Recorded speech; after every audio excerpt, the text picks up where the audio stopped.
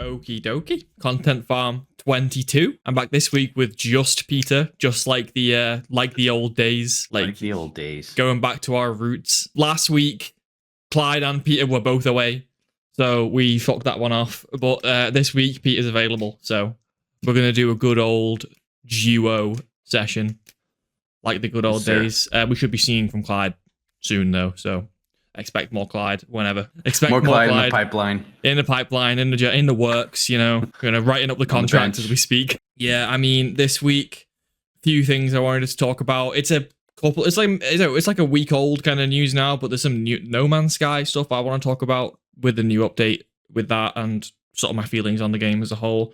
Also, as of like a few days ago, massive new Helldivers update that me and Peter have both been playing. You've been playing that a lot, right? I think you have. Yeah. Yeah, I've been smashing the fuck out of that. Some other small general topics after that, but those are kind of the main things. So should we talk about do you want to start with Helldivers or No Man's Sky? It's up to you. Well, let's talk about Helldivers, because No Man's Sky is, well, that might be painful. Doesn't deserve to be first. Oh god. We're gonna get so much shit. For fuck's sake. Give me it, take it. Like, Helldivers over most games any day. Yeah, I mean, if you're going into comparisons, I think Helldivers will usually come out on top. Honestly, should have been game of the year. Should have been game of the year. Should have been. Even if you don't necessarily enjoy like repetitive gameplay, if you want to even call it that, but that's kind of an accusation thrown at it quite a lot.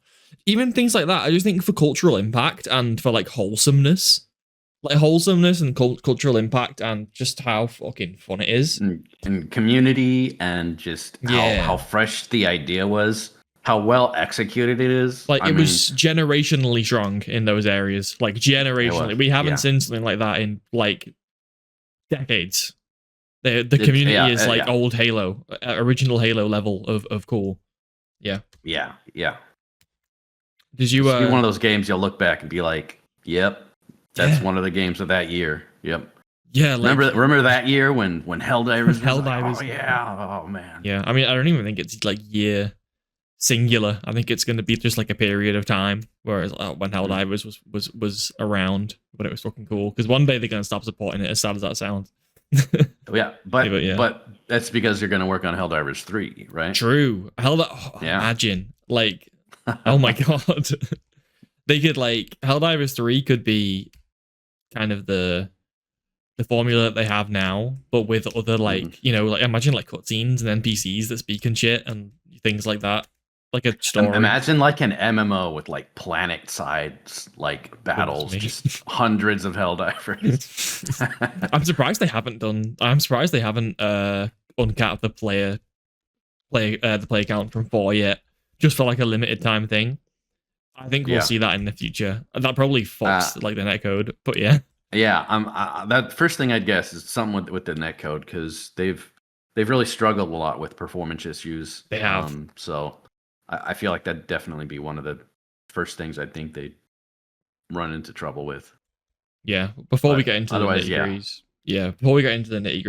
the new update, let's talk about that. It's fucking cool. The Lisan Al Gaib update is like what I've been referring to it as to my friends. The June update, I think there's quite clearly some inspiration there. I mean, you know, the sandworm's been a thing. Like, people have been teasing the sandworm in Helldivers for so long now. And now it's there's actual sandworms now. I've seen people trying to kill those and maybe not going so well. Have you seen those in the game? Tunnels. No, I haven't seen the worms yet. Did you play on 10? Yeah, and I've been in the tunnels. That's where they're at, right? The tunnels? I've seen them outside. I don't know how you get them to spawn, though. I've no idea. But yeah, there's huge I've been mostly playing the tunnels because they're new and I like them. And man. No, I think you have to be on one of those maps. Really? Okay. Yeah, I have no idea. If you're playing on 10, I don't know what else you would do. Yeah, but those are cool, and the dragons are cool as well. A dragon roach, whatever the fuck they're called. Cool as in annoying as fuck. I mean, I hate those bastards. Oh my god, like, they're so satisfying to kill, though. Oh yeah, it's great to kill, but man, they just at the worst times they just kind of fly up and just smack you in the back of the head. When you're driving that stupid fucking truck around. That stupid fucking truck. Oh my god, that truck made me so mad. The first time I drove it, I was like, "Is is this glitched? Am I stuck in like first gear? My friends were like, no, that's just that's how slow it drives. I was like, shit, okay. You have to haul this huge fucking vehicle around. It reminded me of the cars that you drive around in Dune Awakening, like the mining vehicles or whatever. Oh yeah, Yeah. And it's slow as fuck, and you get stuck on everything. Like some environments you can break through, but some rocks you'll be like stuck on, and then you have to like whack it in reverse. And try and when it's slow as fuck, it's so fucking slow. It's like I was just growling while playing. I was like, it's so fucking aggravating. And then the dragon breathes on you, and you can't move when you're in the vehicle. You're just stuck in the dragon breath. But the tunnels are so good, such a good idea, and I love just how the waves just pile through, and you can just destroy them with like grenades and explosives, and they just cut through them like nothing. Oh my god, it's awesome. Cool, but it gets really fucking hard sometimes. Like, oh yeah, it gets rough. I would normally play on like 7 or 8. I would normally play on like 7 or 8, but for these tunnels, I feel like the difficulty was you had to act like you were like a difficulty or 2 higher because it's so much harder in the tunnels. Like, there's no well, I mean, for most of the time you can't use your stratagems, right? I feel like that's why it's so much harder. Yeah, you have to replan your stratagems. Like, I did mostly like weapons, stuff to carry in, and stuff you can carry. Yeah, and then like the mech, super huge. Every lobby was running the mech. In the tunnels. Yeah, yeah, it's so good because like they just wipe the tunnels, and it's something that you call in at one spot and you just take it with you. So yeah, it's great about the stratagems because it changes up the gameplay, because so many times you just get people just throwing them left and right, just clearing squads. And so it actually makes you reconsider your strategy, which is great whenever it makes you shake up the meta or whatever it is. Exactly. That's what I love about Helldivers. I love the three factions having a slightly different meta is already like, that opens up so much more viability for weapons. Because if a weapon is like shit against the bugs, it might be really good against the robots, like the fucking Punisher Slugger or whatever it's called. There's a few weapons. That's cool. There's a few weapons that are way better against robots. Yeah. It depends on the mission type. It depends on the faction you're fighting. Sometimes it depends on the planet too. Yeah. So it's really great. And you know what I can't wait for? And I know it's coming. Eventually they're gonna like mix units from factions. I've been saying that for so long, but at this point, I don't know if they will or not. They gotta do it eventually. Like it's just so obviously, amazing if they do that. But I'm sure it'd take a lot of technical, like you got to rebalance it and stuff. You can't just throw them together. So that'd really take a lot of planning. Do you think they would fight each other or work together? I feel like it'd be like just working together, and then there'd be units that were like fusions of two. Like a bug robot or a bug alien. Yeah, like you'd have like a charger, and it'd have like a flamethrower on it or something nasty. Oh my god! You just You just created the most cursed thing I've ever conceived. My brain has ever conceived. Yeah, or like a walker that's like essentially like has like bile. Yeah, like bile legs or something. Yeah, like weird hybrids, like the. That's such a good idea. You just cooked for Arrowhead right now. Oh man, yeah. Hey, if you're listening to me, Arrowhead, I know you listen to your community. So this one's free. That kind of makes sense though as well, because the robots could just like the bugs kind of just eat anything. So what if we militarize the bugs? Give charges like bulk armor, like tank armor. So to make them you have to use like a higher armor class against them. Penetration. Oh my god. Oh, that could be wild. That's a good idea. You know what else is funny? The portable hell bomb. I love that. That's so good. But yeah, I like how because the mech was kind of a like you'd pick it as a kind of a joke, or you'd pick it if you were playing with friends to like flex. but the mech is now the mech's now genuinely viable in the tunnels. It's like kind of a must In the pick. tunnel, right? Yeah. Right. It was totally like something that you drop for like a noob player to be like, there you go, bro. Here's something you can have, or like, yeah, like you said, something very niche. But it's cool how it shakes it up. And what was I gonna say? Yeah, Trayvon. You've gone blank.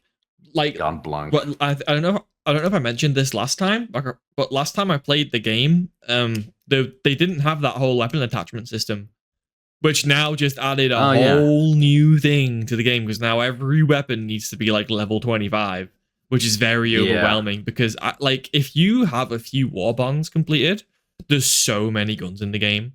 Like there's an overwhelming amount of guns in the game. There's like there's so many.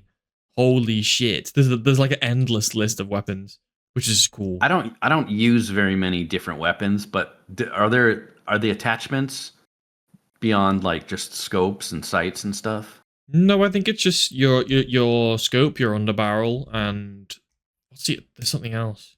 The muzzle, the muzzle, and then the camo, obviously. Okay.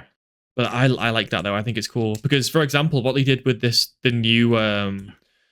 the new Dust Devils Battle Pass warband, the weapon that you get in it is really good. It's like a medium penetrating AR with like explosive rounds, incendiary rounds, but it starts with no attachments, which basically is saying like this weapon is for like it doesn't have a scope on it at all. It has iron sights, so which basically means you build it and then you put whatever you want on it, which is really cool. I like that angle more. I'm guessing you use the first person for shooting. Sometimes I switch, yeah. I switch all the time. I always use third person, so I'm kind of immune to these upgrades. I see. Well, I think the scope will still.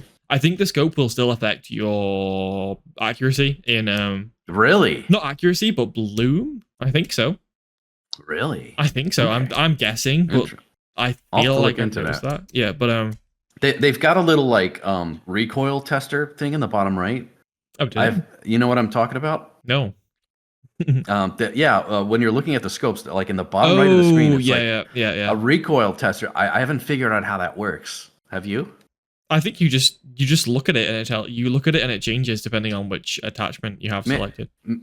Maybe the gun I'm using doesn't use it because I use a lot of laser weapons and stuff. Oh, by the way, I don't think it works on those. Yeah. I meant to choose the quasar once. I accidentally chose the laser beam. I do that all the time.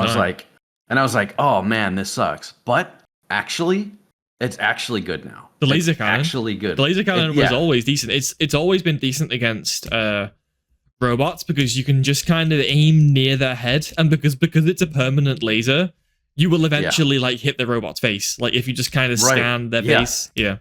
I've been using it against like especially bots and the Illuminate, and like as long as you beam them in the head, they just drop, dude. Really? It's crazy. It's crazy how good it is. Like I was telling my brother, I used to hate this weapon, and they must have buffed it or something because now it's like it's actually good, and now it's part of my kit. Now I'm running with it a lot.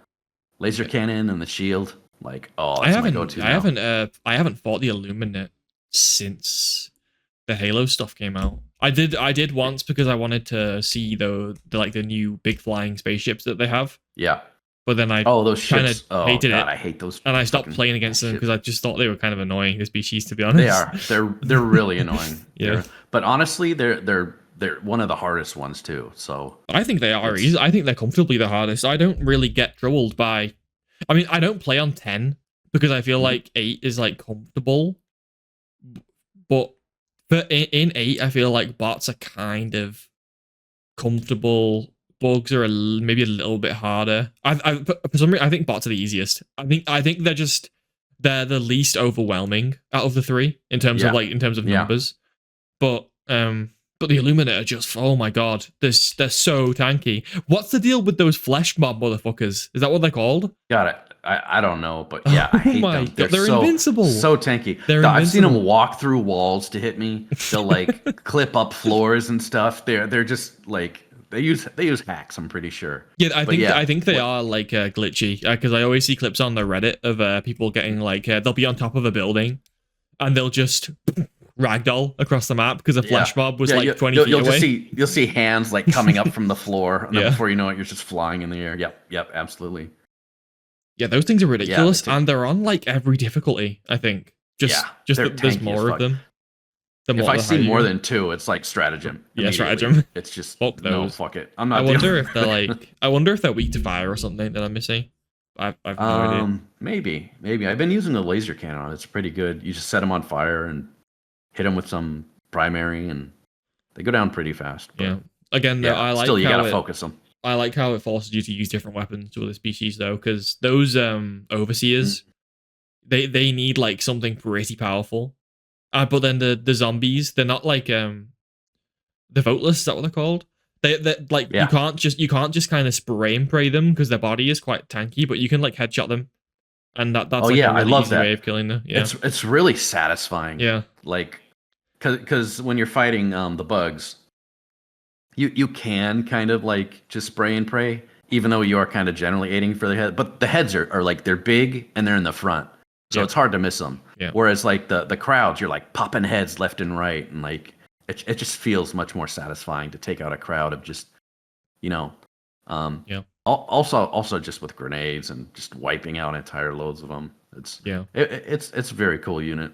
I like it. And were the overseers the They usually have the jetpacks units and like stuff. yeah. And they're Yeah, on the ground with the staffs. They can be if you don't have the right weapon, they're really hard. But if you have the right weapon, they're really easy. Yeah, depends what weapon you're using. Like anything that's like medium penetrating, I think you can just headshot them a few times and they'll die. Yeah. Yeah. And they're one of those guys. If there's too many of them, you just gotta run. You just gotta run. Oh my They're God, gonna overwhelm you. The ground units will one shot you. The air units will just overwhelm you, and it just sucks. But yeah, the new flyers with the airstrikes, absolutely hate them. Absolutely, they're ridiculous. They will snipe you from like 3 kilometers away. You'll think you have control of a situation, and then suddenly just everything around you turns blue, and you're like, oh, I gotta run. Yeah, I tried to like take one down once. You can't really do that. It's so hard. Yeah, it depends on your weapon. Them, like my brother was doing it pretty reliably. I'm like, really? how are you doing that, Nice. dude? Yeah, I think he might have been using the recoilless or something, but you can take him down, and it's probably worth it just to see him die and suffer. Yeah, yeah. I think they are automatically I thought about replaced the as soon as they die. That's what I saw on Twitter anyway. Yeah, I wouldn't doubt it. They're like dropships; they just keep coming. Yeah. I remember what I was trying to say that one time when you brought up the nuke. Yeah. Have you seen the strategy where you drop the nuke on the ground and you drop the stratagem for the anti-tank cannon or something, and as it lands and the cannon flips out, it actually launches the nuke? Wait, really? Yeah. That's funny. Yeah. So people have been using that to kill those ships. Actually, that's so funny. It is. It's hilarious. I've seen some really good clips of people who have somehow, I have no idea how, but somehow gotten themselves on top of skyscrapers. And I saw a video of some guy who, you know, the flag stratagem, which is kind of just a meme. I think, does it do anything? Yeah. But yeah, I think you can stab people with it, right? Yeah, but I don't think it. I think it's shit. But yeah, it's gotta be shit. Anything like that. This guy, like, he somehow got on top of a skyscraper. It's playing some sort of like fucking Russian anthem or something in the video, and then he has this flag, and he's like doing the thing where you hold the flag in the air or whatever, and he dives on top of one of those Avengers fucking flying spaceship things, lunges the flag into it like he's the first man on the moon. And then calls down like a 500 kg on it, and then dives off it as it explodes in midair for the kill. Very nice. John Helldiver.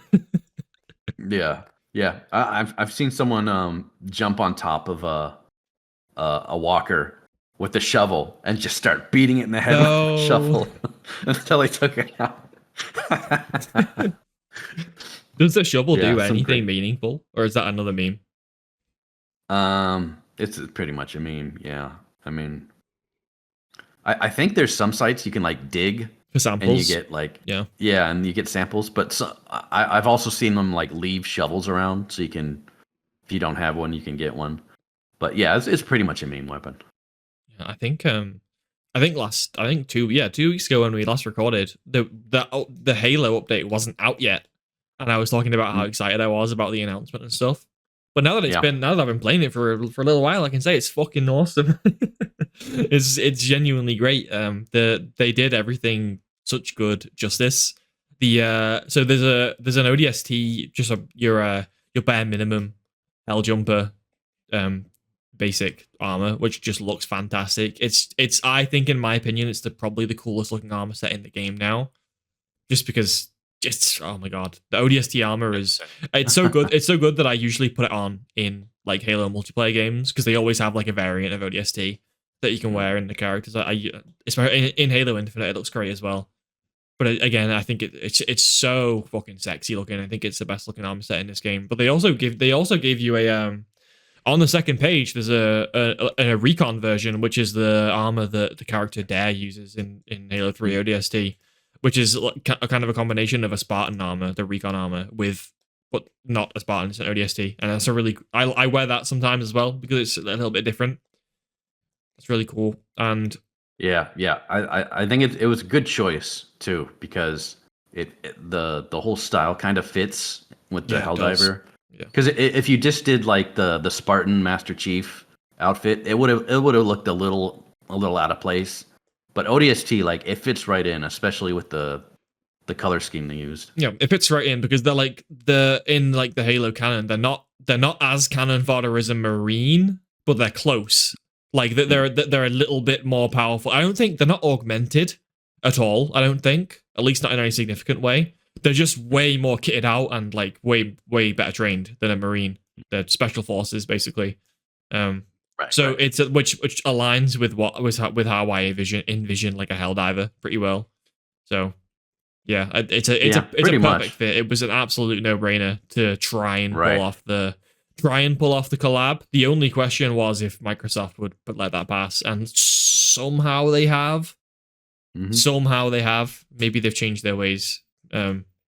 We'll see. Yeah, there's also there's 3 weapons, which, like, when I first heard about this collab, I was like, oh my god, I'm so excited. The shotgun. I'm so excited, but I know it's just going to be like the ODST armor set, and then maybe the silenced SMG, and like maybe another gun, and that's it. But no, they went all out. If you complete this warband, you get the silenced SMG, obviously, but on the first page is the MA5C, like the Halo assault rifle, and it's great. Yep. It's medium. It's medium armor penetrating. It sounds beefy as fuck, and it's strong. Performs well. The clip feels kind of small, but it does feel a little bit small. It's got punch. This won't matter to you, a third-person gamer, but you can't put attachments on it, which means you'll never be able to look through a scope on the weapon. Which for me is kind of a big deal, because I like to run the Liberator Penetrator, which I think is the best gun in the game at this point. With a little scope on it, so I can really easily tap the robots' heads. Like, really easily. It's actually so easy, it's kind of funny with that gun. I love the scythe. That's just my favorite thing. The scythe's still good, because the scythe used to be good like years ago when I used to play. Yeah, it's great. And I wanted to get the package with the double edge scythe, because like that just seems killer. The double edge scythe? One next. I don't think I've seen that. Yeah. That's the one where the more you fire it, the more fire damage it does to you. Really? That's cool. And the higher the armor pen goes up too. Really? Yeah. That's a cool mechanic for a gun. Yeah. Yeah, so you put in like a fire resist armor, and you just fire that baby for, that's insane. Instead of worrying about the clip, you just keep going, and you just hope you have stims to keep you. Yeah. But the damage is pretty low at first. But yeah, if you've been in a bit of a fight, it's like in StarCraft, the Marines, when they use the stims, and it takes a chunk of their life off, but it increases their rate of fire. That's a thing. I don't know. If you played StarCraft. No. Okay. It's like that. It's like you're sacrificing life for firepower, and like that's a very Helldivers thing right there. Yeah, I guess so. Yeah. But continuing, like, not only did they give you the SMG, silenced SMG assault rifle, but on the last page is a shotgun, which is like, oh my god, this is the first time we've seen this weapon in a very long time. 343 don't like to don't like to include that weapon in their games anymore. But here it is in a different game. And it's fun. I don't know if it's good or not, but I've used it and it was very fun. I don't know how it like competitively performs. But and there's press pistol as well, which is like, oh my god, they really didn't need to do all this. That's what's so cool about this pass is they didn't need to make the recon armor. I feel like that's such a nice bonus I wasn't expecting, and they didn't need to include the pistol, which is, oh my god, they all look so accurate, and the sound design on all the weapons is fantastic. It really is. As someone who's I've loved Helldivers since it came out to present day, it's such a dream come true. It's such a big treat. I never thought this would happen. I thought either Sony or Microsoft would be too stubborn to let this pass, but it did happen somehow, and I'm eternally grateful. Works. That's great. It's a good addition, I think. Something about like, so I have a friend who played it for a little bit when it came out originally, but only like for a week maybe, and then moved on. But had a good time with it. But now they've come back to play with these new updates. It's made me realize how behind someone new is when they start the game now. It's kind of unbelievable. Like, if someone starts the game now, they have to unlock all of the stratagems that they want, which takes a long time, surprisingly. And also, if you want like a certain gun, you've got to power through those battle passes. Like, that's so many medals, and depending on how much you want to grind, it's going to cost money. It's like, yeah, well, they love that though. They love that there's so many that you almost have to pay money if you don't want to grind forever. Like yeah, I play a lot, but I haven't gotten even half the battle passes. Maybe like a third of them. I think I have half. Yeah, but like, yeah. Basically, what I'm saying is, the new player experience, I don't know if I think it needs work. I don't know what I would do to change it, but yeah. But yet at the same time, it's kind of there for progression purposes. It kind of gives you a reason to continue playing, because I remember when I started, and I just had it kind of forces you to use the lower level stuff as you get them, So that's kind of cool. Whether you like it or not, you kind of use it just because it's new, and it's something to try out. Yeah, I guess maybe I'm looking at it with too much of like a low attention span Gen Z attitude. Maybe it's worth maybe they should like get a kick up the ass to grind a bit. Yeah, the new players, because like levels now, you hit a new level after a mission, you're like, okay, whatever, right? But like when you're actually starting out, you're like, yes, I'm 18, I can get this weapon that I've been looking at. Yeah. You only have so much samples to use to buy stuff. So you have to pick and choose, remember? You can't just grab everything as soon as it's available. So you get like, oh, I'll save up for this one, and maybe I'll get that one later, and so it is kind of a cool progression. It kind of slows down at the end, but it does feel kind of neat going up. But yeah, it sucks not having all the weapons available at the beginning. I don't think it's all the for example, my friend we played for a little while now, and he still doesn't have access to any medium armor pen weapons, which is kind of a shame, because that makes fighting the bots 10 times easier, much easier. So, but it like you said though, it is cool that that's something they have to work for.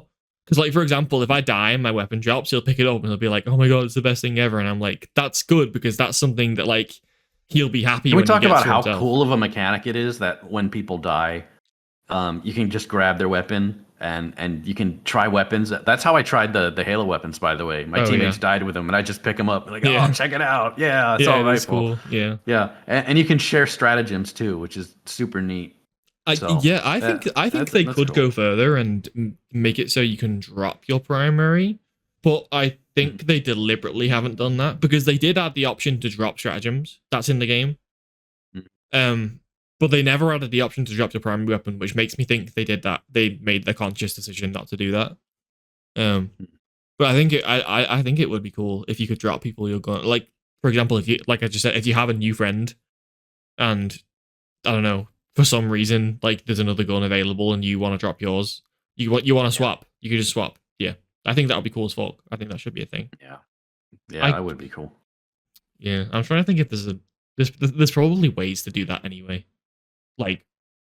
Sometimes you find weapons, so if you find a weapon, that means you could drop yours and swap with someone. It's still possible, but yeah. Yeah. Oh yeah, yeah. Like like if you find like an ammo cache on the ground, Yeah. so a lot of times they'll have like a random, A you know, weapon. like Yeah. primary weapon there, and you can use Yeah. that to swap probably. Yeah. I think so, yeah. Did I just catch an Englishman without his tea? Oh my god. I haven't had tea in years. Wait, does matcha count as tea? I'll be right back. All right. No Man's Sky. More like no man's should be downloading or purchasing this game. I'm gonna get so much shit for this segment, so much shit. So I just want to say, if you're a No Man's Sky fan, just no. You're rage baiting. Just to see, this is the difference. You're rage You actually baiting bought the game though, didn't you? years ago. Yeah, years ago. Yeah. Yeah. So you actually paid for it. I never even bought it. So Okay, you're rage baiting. I so want to say to the No Man's Sky community, first of all, I'm sorry. Second of all, hear me out. I'm just going to be honest about my thoughts about the game, and I think you should listen and have an open mind to what I'm about to say. No Man's Sky is such a fucking weird game. I feel like it in some ways it barely resembles a game. Some things about it are really cool and really fun. I don't think there's much of that, but it's there, and there's potential. But I feel like that's a strange thing to say on a game that's almost 10 years old, or maybe it's 10 years old right now. I don't know. But anyway, pretty old, yeah. So this game recently had a huge update where they added like Corvette building, because they added it a while ago where you can find or buy these huge spaceships that you and your friends can share together, although there's some intricacies and issues involving that we'll talk about. But yeah, the main gist is alongside a bunch of other stuff, they've added the ability to like craft your own version of these big, huge Corvette ships, like really big. And the design possibilities are incredible. I've seen so many things every day on Twitter. I see like Slave One from Star Wars, the Helldivers ships. People love making the Helldivers ships. All sorts of Star Wars ships, the Halo cruisers, the frigates from Halo, the Pillar of Autumn from Halo. Really cool. So that kind of got me to download it and give it a good go. And one of my first thoughts about this game, and this is something that I've felt for a long time, and this is gonna how you feel about this is gonna depend on the kind of person you are and what kind of games you enjoy. But the game, have you played it at all? Yeah, I remember. I think it was like the very first version. I don't know if it was on Game Pass or I was playing someone else's copy. I remember I played it for a bit, and it was like it felt like a tech demo. There was just no depth to it. It was just it felt completely forgettable. Like I literally can't even remember anything about the gameplay except that I was just extremely bored. And once I found out that all you do on the planet is the same thing you do on every other planet, I was just like, I'm out. No, not touching this. Uninstall. Play something else. I think that has been changed since then, but it's still that issue still exists. It's been minimized a little bit. I'll go into that later. Mm-hmm. But like one of my first impressions is like this is the coldest take and probably the most oversaid thing ever in the No Man's Sky community. So I don't know anything about the community of this game, or nor have I ever like cared about this game in any like strong sense in a while. So these might be things that have been said or repeated 1,000 times, but the whole mining and crafting part of the game that's not really why the game appealed to me, and the amount of that you do in the game is incredible. Like you do that a lot in the game. So for example, the tutorials at the beginning, whenever you make a fresh save, involve you wandering around planets, mining a lot, crafting things a lot in the menu to repair your ship. And I think I DM'd you about this like last week or something when I was playing it. But you wander around the planets, you mine to repair your spaceship, And then once you've prepared your spaceship, you fly to like I think the game randomly selects another planet in the same solar system. You fly up, which is a cool like I'm like, oh my god, yes, I'm finally like yes, I'm doing it, I'm flying around in space. And then it says go and land on this planet and you do the same thing again. You walk around, you mine for some new tech, make some new tech and stuff. And you find like a beacon, which is where you start doing the base building tutorial. And then you base build for potentially a long time, depending on how much you care about building a base at that moment in time. And then, and this was like criminal to me upon making this new save. After you've done the basic base building tutorial, they get you to build a teleporter in this base that you've just built, and then you use that teleporter immediately to teleport to your current solar system space station. So, in other words, what I'm saying is the first time you visit your local space station, you don't fly there in your ship. You teleport there through an instantaneous teleport that you just crafted in your little shitty base. This was like to me when this happened, I was like, this game is 10 years old. Like people say this game is like underrated, and it's like, you know, they're updating it constantly and it just keeps getting better and better. I'm like, that is so strange. That's such a strange thing to do. Like, again, there's so much to say.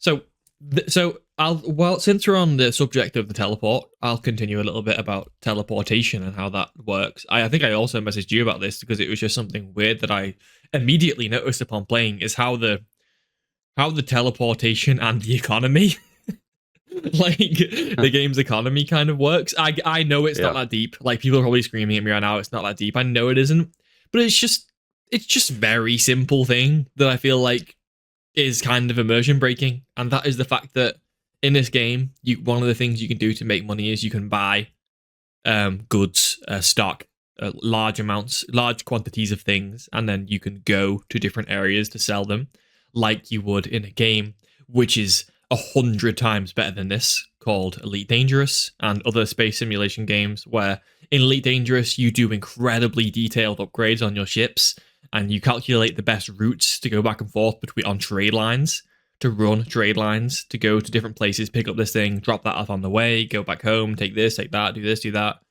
In this game, in No Man's Sky, every what are they called? Space station that you visited at a certain point in the game, you can teleport to through a teleporter that's in. All these space stations have the exact same layout, by the way. Apart from like some very unique ones, like there is some very unique ones, but I mean, lazy. But I mean, the regular space stations are all the same variant. They are the same layout. NPCs all just look randomly generated. They never say or do anything interesting. Never. Never. There's no charisma going on at all. They're just the same layout. You go in, you know exactly what you're gonna see. Anyway, I'd expect that from the game like 20 years old or something. Yeah. Like a basic where you didn't have game. The system memory for it. Like the first space game ever. Yeah. Yeah. That just sounds lame. But anyway, but is it at least a player economy when you're trading? No, I don't think so. Oh man, I might be wrong on that, but no, I'm quite such a missed opportunity, man. Well, it doesn't matter anyway, because that wouldn't make sense for it to be a player economy because of what I'm about to say regarding the teleporting. Like I just said, you can teleport to any space station that you visited, which means you can just go to one space station, buy 1 million units of gold, walk through the teleporter, and sell the 1 million units of gold for a profit. How does this work? If you can instantaneously teleport between space stations, then the economy should flatten, right? That's how the goods markets work, right?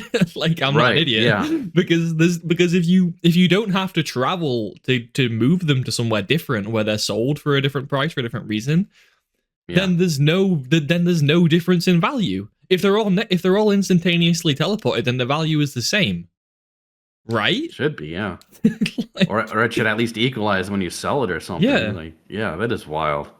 So that's a pretty much free money hack right there. I guess. Yeah, I guess. But you have to go to the space stations first to like unlock them as a teleport. But past that point, Oh, okay. yeah, I guess so. I That's just odd. that's so odd because in Elite Dangerous, that's something that that's like people's entire playstyle, flying for like calculating efficient routes to sell stuff. Mhm. Yeah. But Arbitrage. in this game, they just removed that possibility entirely because there's no need. There's no need to ever do that. I'm like, why? You just removed a playstyle from the game. Yeah. Oh God. Anyway, That's so weird. Yeah. that's that's such a weird little niche thing, but that just bothered me because I was like, that's like anti-player. That's like you. That's so convenient that it renders a lot of the game meaningless. Yeah. That's way That's too so dumb. convenient. Yeah. Um. Further than this, I played with a friend, and I just want to say if you are getting into like No Man's Sky now, I'd recommend just starting by yourself and staying by yourself. At least until you Really? have something that you want to specifically like need a second or third player for, because the Hmm. game was fucked co-op. First of Really? all, I remember. I hate to interrupt, but I yeah, go. remember when we first started, I was trying to play with my friend, but co-op was like really fucked up. Like you started in different systems or something. Like I don't remember it well, but it was like we just couldn't play together. We couldn't figure it out. Like Well, I think you when the probably know what I'm game, talking yeah, about. when the game initially launched, I don't think it was possible. I think the only way to do it was that you had to actually find your friend in space, Yeah, which in yeah, most players' yeah. cases I think was literally impossible because of because Right. of the scale of things. But that's not the case now. Also back Hmm. then, if you did meet your friend, I think they'd just be like a flying orb. Oh, what? But yeah, they had multiplayer Uh huh. so they could market it, but no, they really didn't. It didn't work. Ooh, Anyway, that's sketch. yeah, the whole launch was sketch, but Really scummy. they fixed that now. You can now just join a party with your friend, and they will, if they join your lobby, they'll spawn like in your system, just in space somewhere in your system, and then you can meet. Um, so yeah, that's not a thing anymore. But the way the game worked in co-op really made me think. Like the people who've been saying or telling me for years that this Hmm. game is like fixed and this game's in a good spot now, Yeah. like what the fuck are we smoking? What are we smoking?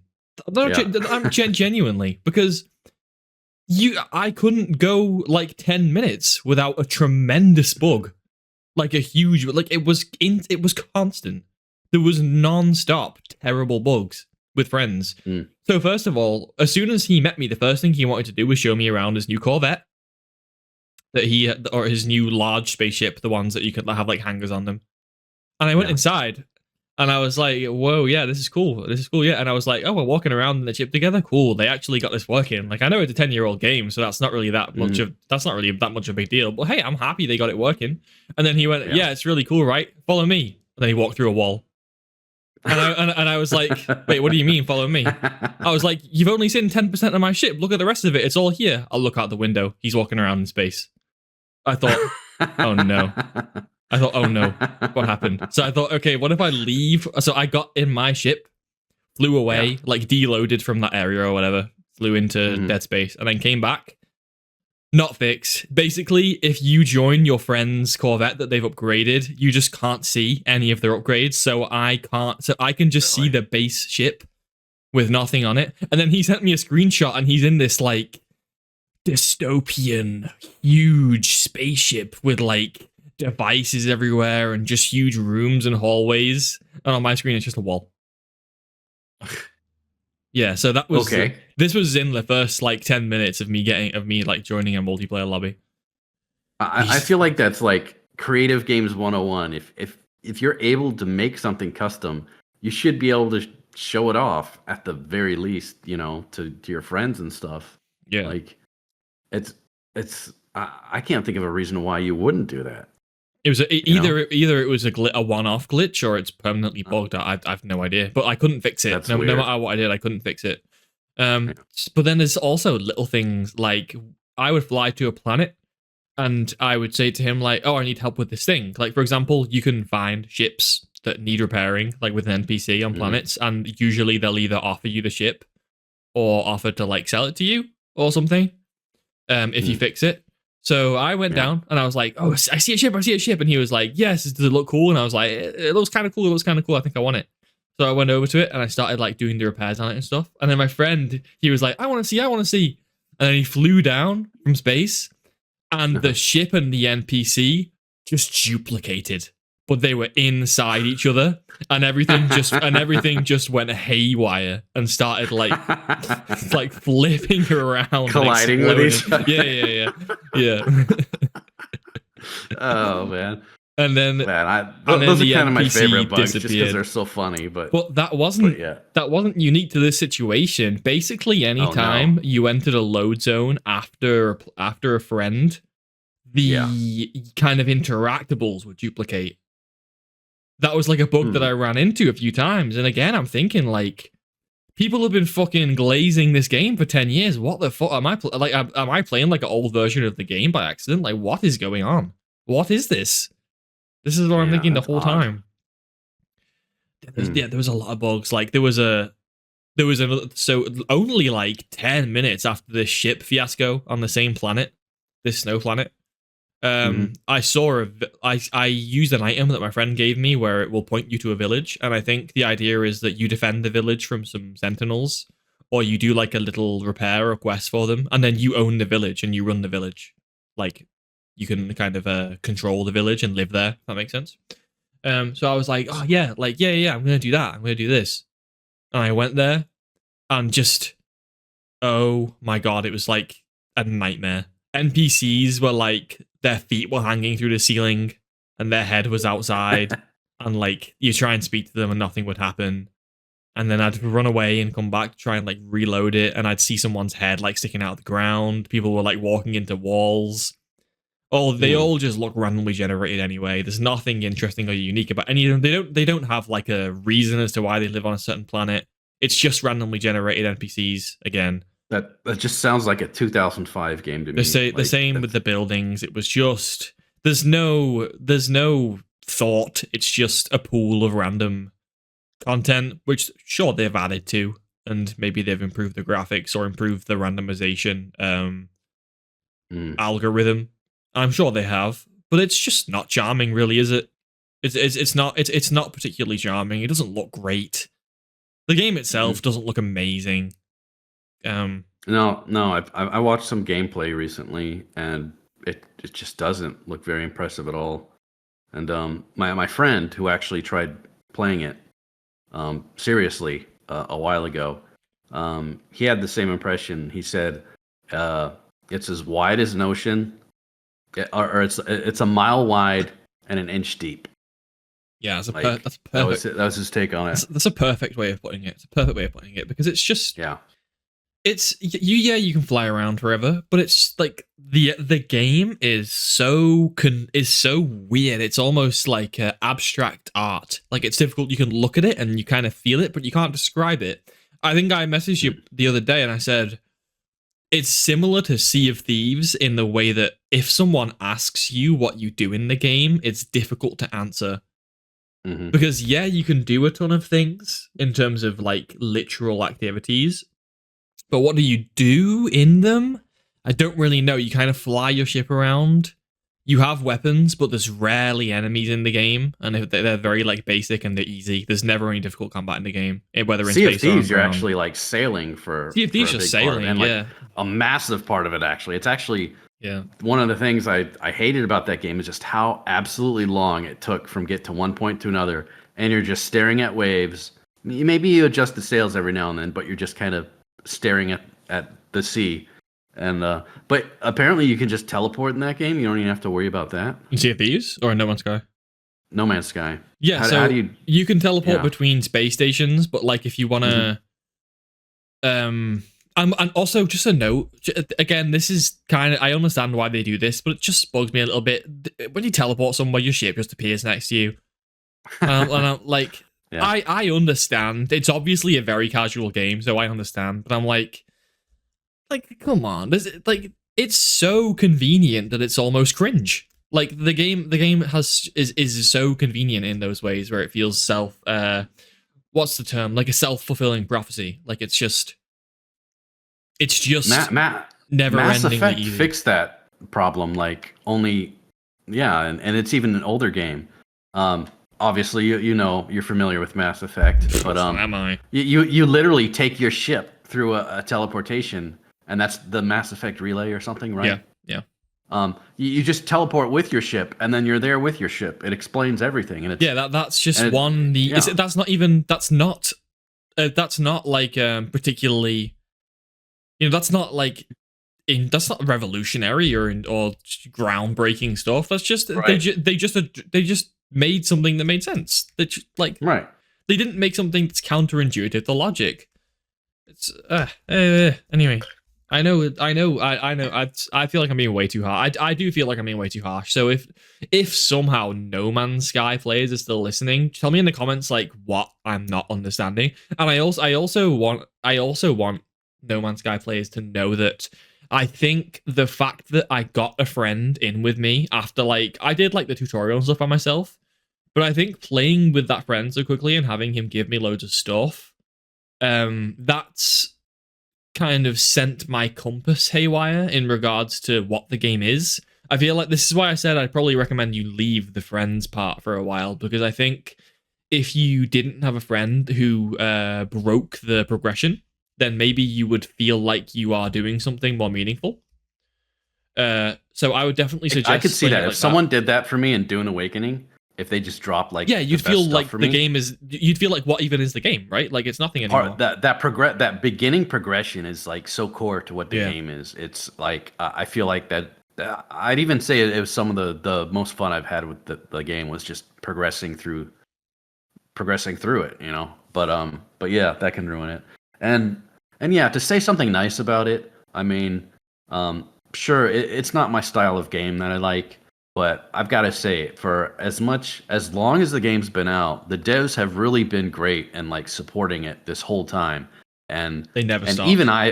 even I have heard like from a lot of sources that they've really turned around a lot of stuff in this game because when it first came out, it got a lot of negative feedback. Yeah.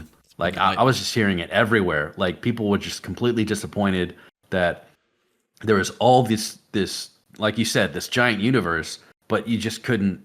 There wasn't much depth to it, you know. And then slowly, you know, they started adding to it, and I mean, it's great that you know even now I've heard some people change their mind on it, but um, mostly it's just you know like review sites and stuff that I've heard talking about it because my friends don't kind of play that game, but I've definitely noticed that the kind of general opinion I've heard on the game has improved, and Oh, me that's too. really cool when you can turn a game around. Like I remember Final Fantasy 14. I remember when that first came out, and I tried it, and it was like I hate it. This UI is terrible. I don't understand what's going on. This is so you know, I'm done. And then they did and the devs actually like took that all that criticism to heart and they literally relaunched an MMO, you know? Is that when it They blew up? called it Realm Reborn. And yeah, it blew up. Like it was good. They fixed all the things that were wrong with it and they recognized that it needed to be fixed. And I feel like I don't think No Man's Sky did it on as big as a scale, but just the fact that they saw how much was needed to be fixed and they addressed it. I mean, kudos to them for that, you know?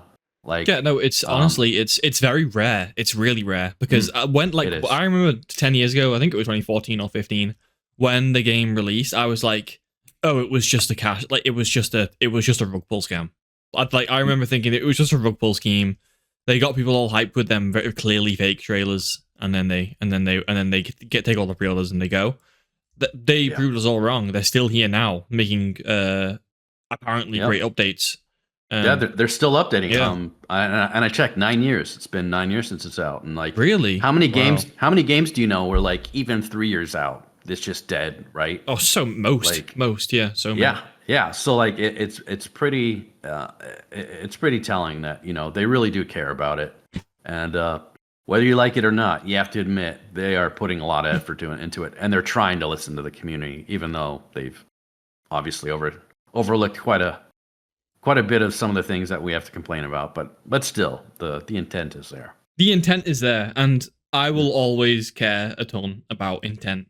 Like intent is it's aside from the quality of the game, like the intent is the most important because Yeah. like Yeah. it's so rare that a studio cares about the game like that. Like it's so rare. So they got my full respect and appreciation Yeah, for yeah, doing that. and they're and because of that, I now see the studio. I see them in a good light. If they had just left it at that, I'd have been like you said, like a cash grab. Like, what the hell is this? This is low effort. The next game they put out, I would have been like, no, it's the No Man's Sky company, right? Like, They are it's making gonna it. be crap. They did drop a trailer for a new game a couple of years ago, didn't they? It looks Which one was that? it's the name is a play on words of No Man's Sky. It's blanking on me right now, but it has the same art style, but it's medieval and not in space. Mhm. It looks quite cool. It looks quite cool. I'm excited. Okay. I'm excited to see what that looks like. I don't like No Man's Sky, so I don't have faith. But it did look Mhm. really cool. It looked really cool. I'll Yeah, have to I find what that mean, was called.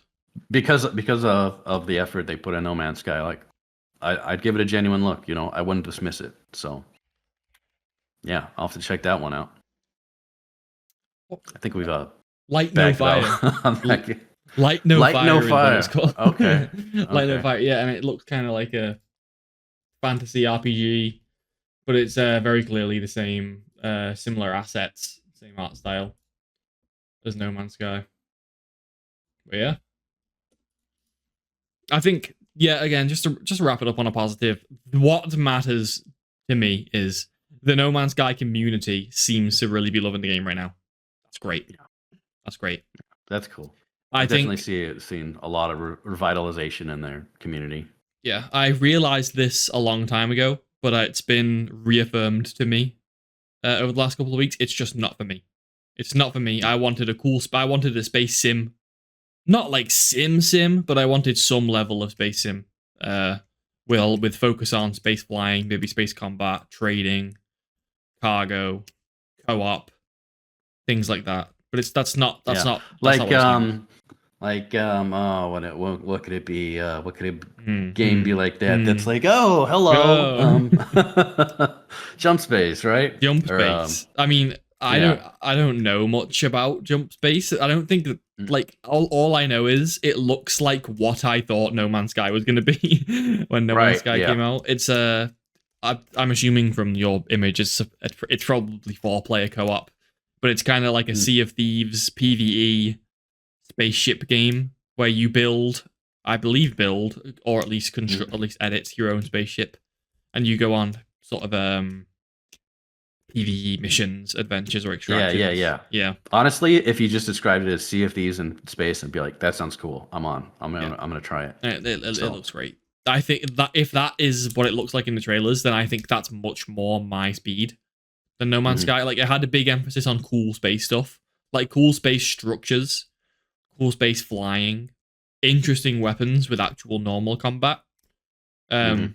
Yeah, I think that looks way more my speed. That's That's what I that's kind hope. of why I liked Wildgate. I don't know if you ever played that. No, you told me about it, but that Yeah, beta, I missed that beta. Is that it's not out yet? Is it?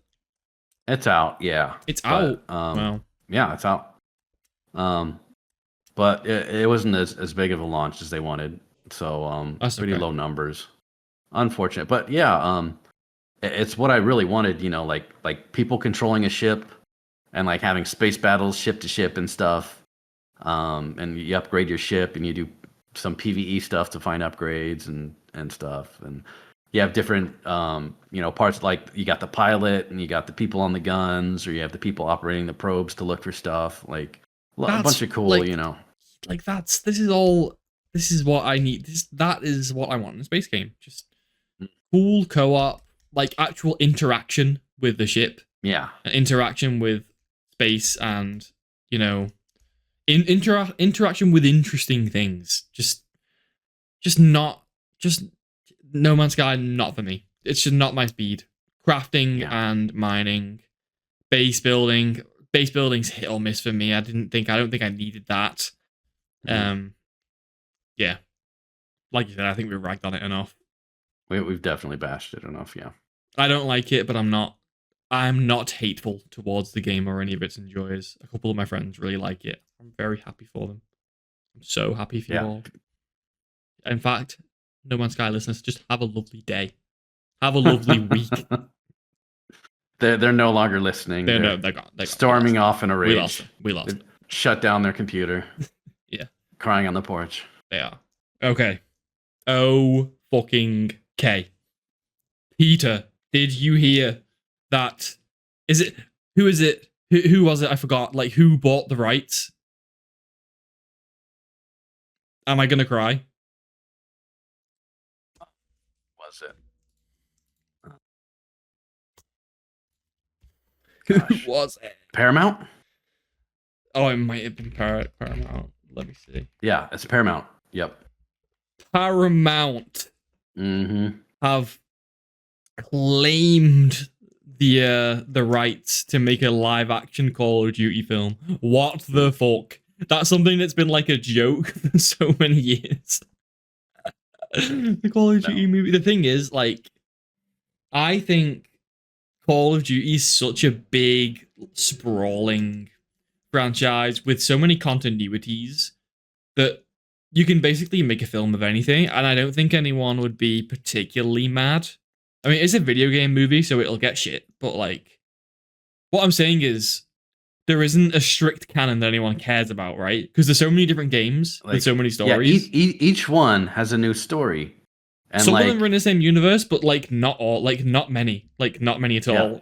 and like the whole focus of Call of Duty is the multiplayer, you know? Like, that's like having a Battlefield movie, right? Like, who the fuck cares?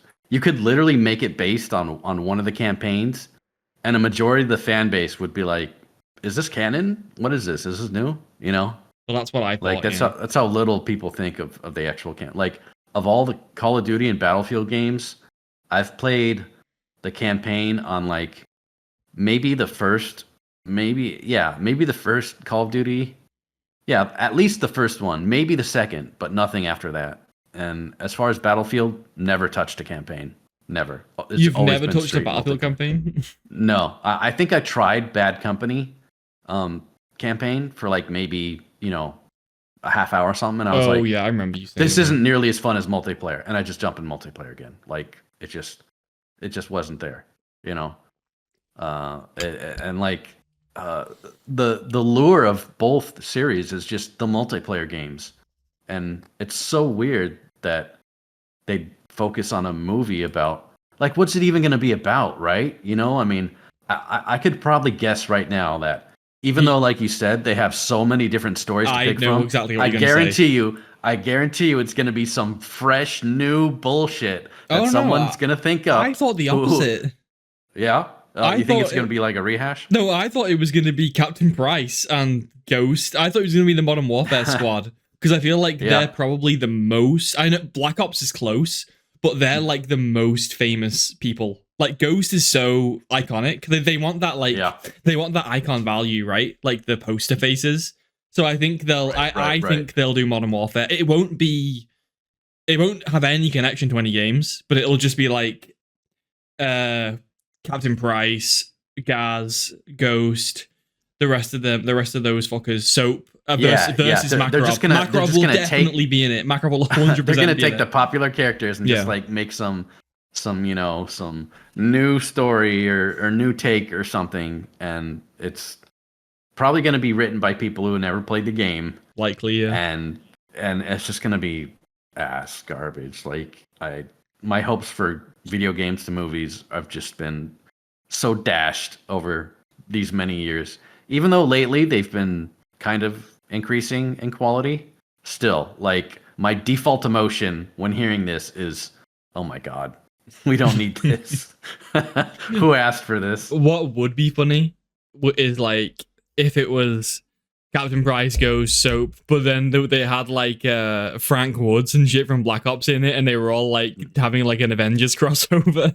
I could see them doing that as well. I wouldn't be surprised. I could see them not caring at all about, like, exactly any like continuity backlash. They'll just be like anything. Right. They'll just say to someone, like, give me a list of, like, the top 10 most popular characters, and we're gonna make a Exactly. movie, and Yep. it's gonna have them all in it. Yep. Yeah. And we'll make a movie. We'll make some way to put them all together. Yep. Exactly. That's I'm pretty sure that's what they're gonna do. Like you said, just for the sake of having recognizable characters and stuff. And like, And what would it be? Like, what would the film be? Because, like you said, stories never been like some of the stories, some of the campaigns are okay, but not many. And like, yeah, the main point is it's supposed to just like be something that you just kind of run around and shoot people, right? But how do you translate that into a film? I haven't even played, like I said, most of the campaign, so I couldn't even comment on what their general stories would be.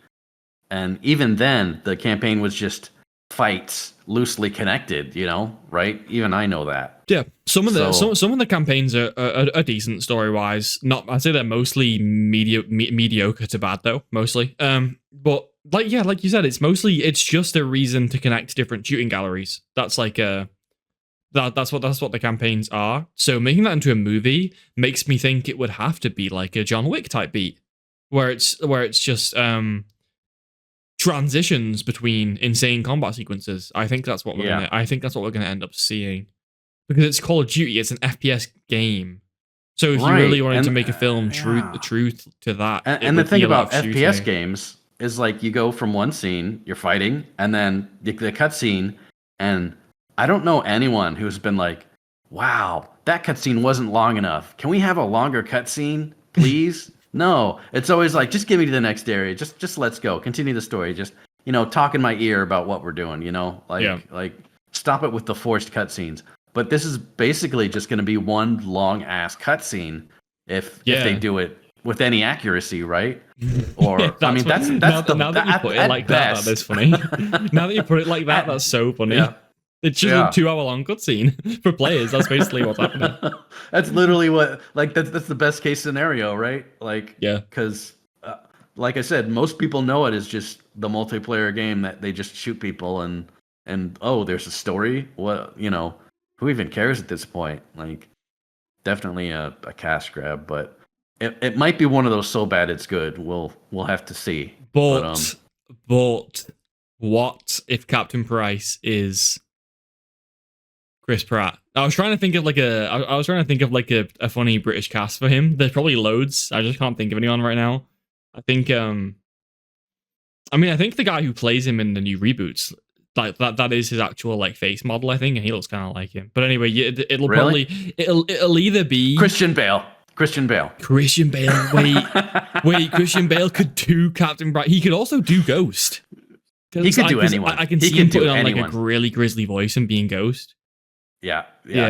I feel like he could be like my 60-year-old, female teacher from second grade. He could be anyone. He's in terms of casting, I see it only going one of two ways: either unknowns or full celebrity Tom Holland, Timothy Chalamet crossover, Zendaya. it's either one or the other. It won't be in between. It's either one or the other. And I think it's more likely unknowns, but I think it could. Yeah, but be a you know for a fact they're going to have at least one or two big names. Like, you think so? I think that's likely. Yeah. I mean, just this day and age, it's expected. Like. And it's almost like they're going to have to, for people to start getting hype about it. But yeah, I definitely think there's going to be at least two well-knowns. I don't know. In terms of hype, I know us and like, I don't know, like people who don't like COD that much probably like, make fun about it. But I feel like a lot of kids will definitely pay to go and see that film. I think it'll do very, very, very, very well.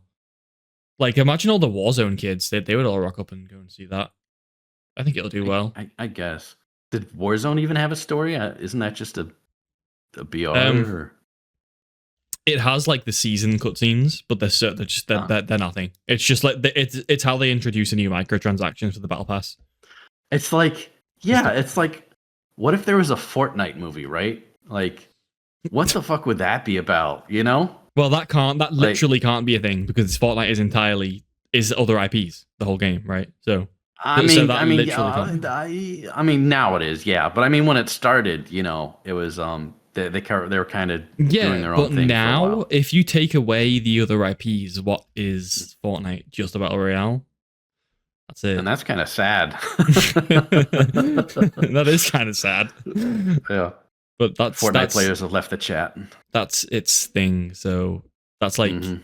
the it runs a monopoly on that. I mean, Call of Duty is kind of getting there too. I mean, they're sure trying, right? Yeah. So not there yet. Like you should like I don't know. Fortnite goes crazy with that though. Like I've had groups of friends before, or people that I've known who like in their Fortnite friend group, every time they'll log on every day for the shop reset. I think I still know people who do this now. They log on, they know what time the shop resets every day, and they log on every day to look at the skins in the shop. And they all buy stuff and they compare with each other like what they've bought today. Like a lot of days. It happens very often. Wow. Yeah. So imagine like just millions of people doing that. Oh my god. These bundles are all like I gotta say $20. it's a pretty brilliant strategy just to like throw that stuff in there. It is, yeah. And then like I personally hate the daily shop because it's like if I want a skin so much, I'm willing to buy it. The fact that you're like, maybe I'll have it available tomorrow. Just come and check, you know. And if I don't have it tomorrow, maybe come in the next day. I don't know. I might have it. Like, I hate that. I can understand why they do it though. They want people to come every day, like you said, like the people who are just addicted to checking the store. Yeah. But just the way they're able to integrate so many IPs, like, and I mean that was a pretty good idea. Whoever started that, thinking that, you know, definitely got a pretty good raise, or at least deserved one. Yeah. But on the topic of the Call of Duty movie, which, again, I have no idea. I have no idea how it's going to go. That could be fucking anything. It could be World War II. I'm just not expecting it good. It could be World War II. It could be World War III. It could be current day. It could be jetpacks. It could be zombies. It could be zombies. Yeah. It could be ancient Egypt. It could be ancient Greece. I'm thinking about. I'm going to list every fucking zombies map. It could be absolutely fucking anything. It could be haunted mansions. It could be buried western towns with ghost ladies flying around.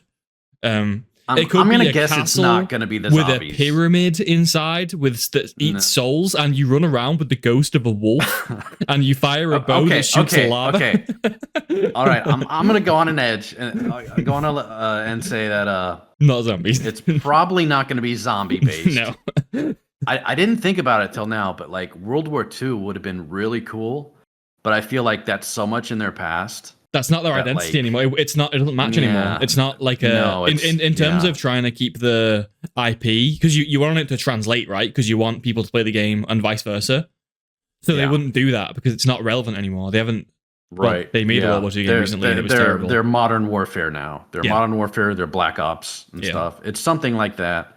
And like if it was World War II, it'd just be like a part of it, like a few scenes or like a flashback or something. Yeah. Don't get me wrong, it would be so cool modern if they did World War II, but they won't because it's not. They won't. They wouldn't dare. It's not brand synergy. That's the term I'm looking for. There's no brand synergy there. They're modern day currently and Black Ops. And honestly, it's hard enough to make a good film, but to make a good video game film and make a World War II film, like, no. Speaking of video game films, stop right there. I got you caught on this topic because I recently found, well, I saw it randomly, popped up on my Twitter, the script for Alex Garland's old Halo movie.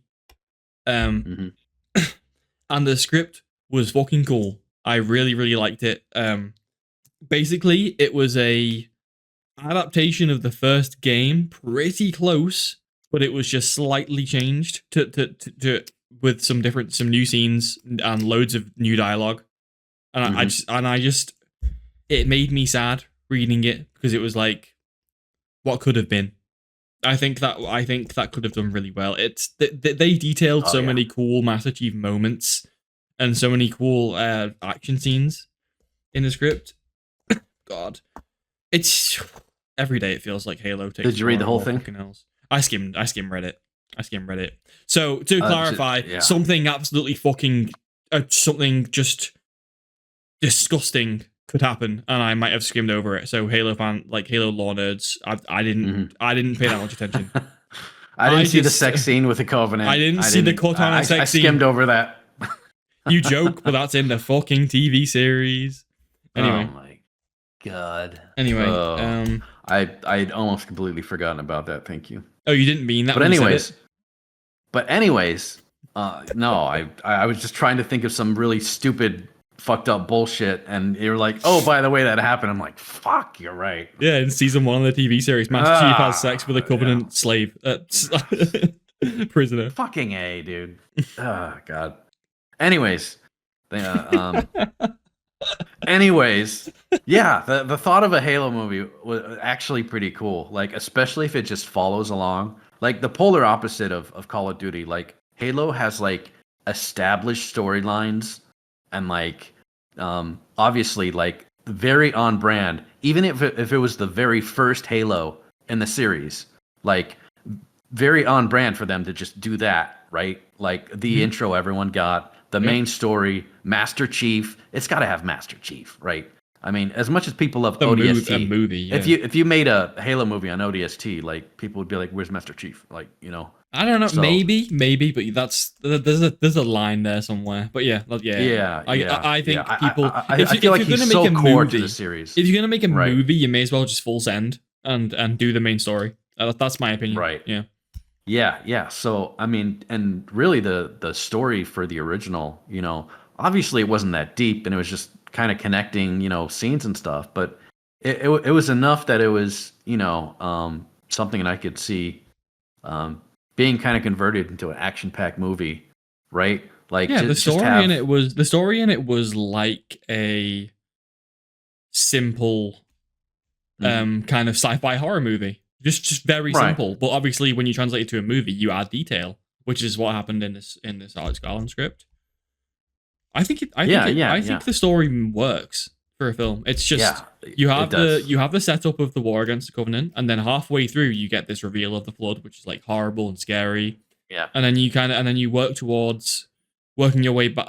You know, trying to figure out some exposition about why. Throw in exposition about why. Why they're fighting and stuff. Throw in like give it a Master Chief like some flashbacks to when he was a kid, getting like show him like the Spartan program and stuff. Yeah. And link that to the game, to the main story, to like him changing a decision or something. And of course, absolutely required a bunch of references to all the different Halos.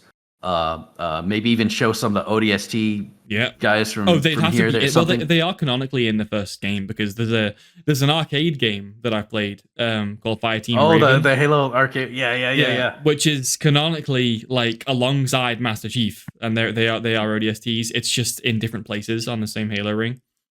Right, and it's so easy for them to like just make small changes to include a lot of this stuff, you know, from all the different series And of course, they're going to put like a bunch of little Easter eggs here and there and stuff. And we might see this in because I think it's known now, right, that they're making like a remake of Halo 1. Yeah, for PS5. That's like it's not announced, but it's been like teased for so long. I think the announcement for their next game is October 20th, so a few weeks away. But I think it's massively rumored that they're remaking Halo 1. They're going to put it on PlayStation, just like they've been putting a lot of stuff on PlayStation. But I think Xbox, right? Yeah, of course, yeah, and PC. But if that comes out, I think that's what we'll see. I think they'll include things like Fireteam Raven, because that's what they do with like remakes, right? A lot of these franchises do that. They remake something and they include all the stuff that was added in later, if that makes sense. Anything that was like retconned in, you make a remake and you get it all in there. I think that's what we'll see. And I think it'll be really cool. But yeah. I feel like I haven't even read the script yet, and I can already tell you, I feel like it'd make a great movie, even if just most of the game or most of the movie was just like action scenes, you know, like because those are the kind of action scenes that'd be awesome, like fighting an alien race with like a super soldier, like one man army, and like it's almost written like a film that you're in, you know. Yeah. So that's cool. I'd definitely be hyped for that. But man, to think that got passed over but then the Call of Duty movie is what's getting made. That's just the state of I mean, Hollywood at the moment, isn't it? Yeah, but it might come out and be cool. It's possible. It's very possible. We'll see. We know I nothing mean, about it's it. we had a 1.6 billion dollar lottery going on here, and it's possible you can win if you got a ticket. Jesus You know, Christ. it's possible. Yes, it is. Yeah, right. It is possible. Do you Like, Sorry, go ahead. I was just gonna say 1 in 300 million chance, but it's a possibility. Same for the I film. don't know. I give the same odds. I'm not that pessimistic about it. I think it's likely to be bad. I am. I think it's likely to be bad, but I think there's like a chunk. Video game movies, like just specifically video game movies, like you really got to work hard to show me that you're something different, right? I think Like there's a sizable the chance. second I heard there was a Mario movie, I was like, uh-oh, they could mess this up, right? And honestly, I was surprised that it wasn't as bad as I thought. But even then, it wasn't that amazing. No, it was just wasn't. not ass, which even that was surprising, you know? Yeah. I don't love it. But even then, that may have been before the Minecraft movie. That may have been, and I think it was the most successful video game movie, right? I think so, yeah. Until the Minecraft movie came out, and Chicken Jacket. yeah. But then they, oh god, but then they announced Zelda movie, right? Jeez. And like now, I have the same thought. Even though they did okay with the Mario movie, I'm like, okay, this is still so easy to fumble this ball, right? I feel like it's so hard to adapt games to movies that it's just by default. That's like I so said, interesting though, because Zelda's so different. Zelda's like, I feel Zelda's less lighthearted, like significantly. It's still like cutesy, but like there's an actual story there, is what I'm trying to say.